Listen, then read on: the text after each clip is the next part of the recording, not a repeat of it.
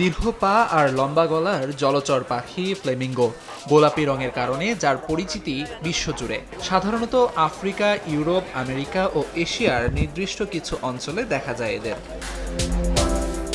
ফ্লেমিঙ্গোর সবচেয়ে বড় প্রজনন কেন্দ্র দক্ষিণ স্পেনের আন্দালুসিয়া অঞ্চলের মালাগা প্রদেশে। তীব্র খরায় 2 বছর বন্ধ থাকার পর আবারও অঞ্চলটিতে শুরু হয়েছে ফ্লেমিঙ্গোর প্রজনন। স্থানীয় সময় শনিবার লবণাক্ত হ্রদে হাজারো ফ্লেমিঙ্গোর প্রজনন শুরু করে কর্তৃপক্ষ। শত শত স্বেচ্ছাসেবক দ্বারা পরিচালিত হয় এই প্রজনন কেন্দ্র। 6,000-এর বেশি ফ্লেমিঙ্গো ছানাকে উড়িয়ে দেওয়া হয় এক ধরনের রিং, যাতে ইউরোপ ও উত্তর আফ্রিকার বিভিন্ন প্রাকৃতিক অঞ্চলে যাওয়ার সময় এটিকে ট্র্যাক করা যায়।